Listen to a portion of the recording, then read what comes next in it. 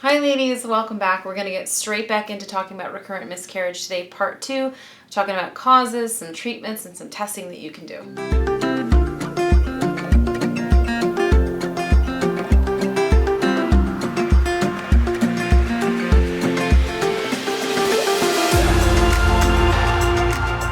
Okay, so part 2 of talking about recurrent miscarriage. But before we do, I want you to like this video, comment down below with your experiences, any questions or any comments that you have, videos you want me to do in the upcoming weeks. You let me know whatever topics you want me to do.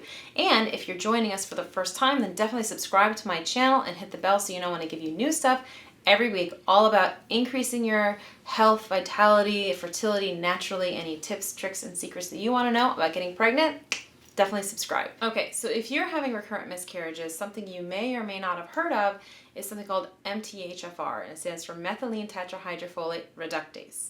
Say that 5 times fast. Methylene tetrahydrofolate reductase. So MTHFR is actually a gene variant found in 50% or more of people. And a lot of people don't know they ever have this because they just don't have any symptoms of it. And some women only know they have this when they go to try and get pregnant and either can't or have miscarriages. So you might be one of the women that's having miscarriages from this gene.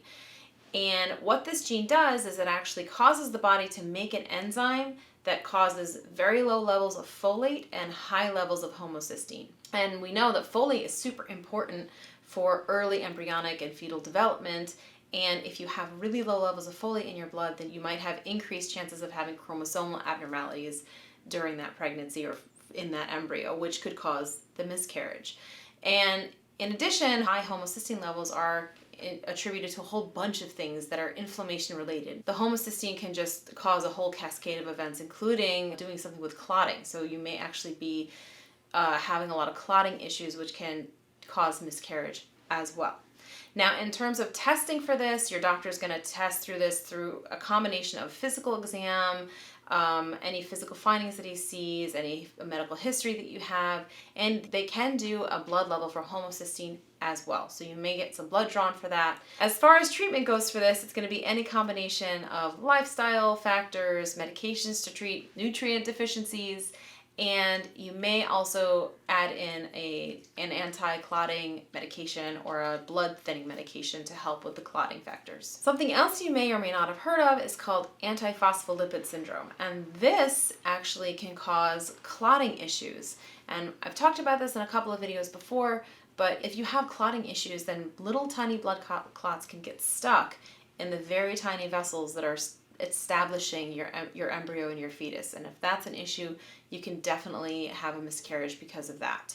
So antiphospholipid syndrome is actually an autoimmune condition that causes this clotting to happen. And there's a bunch of different testing that can be done for this. It's a blood test, and there's different proteins that they look for, and each thing kind of means something different.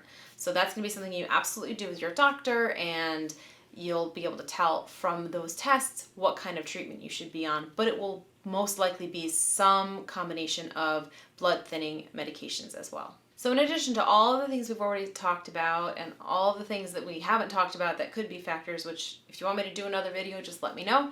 But in addition to those things, you might have some structural issues going on inside the uterus itself. And these could be things like fibroids or polyps, or even a septum that can run down the middle of your uterus, and that would get in the way of proper embryo implantation. So things like this would usually be found on physical exam or through sonogram or even through something called a hysteroscopy, which is usually done under anesthesia. You're asleep, and they put a camera up there and they look in the uterus and see what they can see. So if you hear your doctor say want to do a hysteroscopy or use a hysteroscope on you, that's what they're talking about. In addition to that, if you're having second trimester losses, you may have something called an incompetent cervix. Now, an incompetent cervix means that your cervix just doesn't stay closed like it should, and allows a very young baby out well before it should. So if you do have an incompetent cervix, the treatment for that is something called a cerclage, in which they put a purse string stitch in the cervix itself and close it up really tight so that nothing's coming out of there until they cut that stitch out, trust me.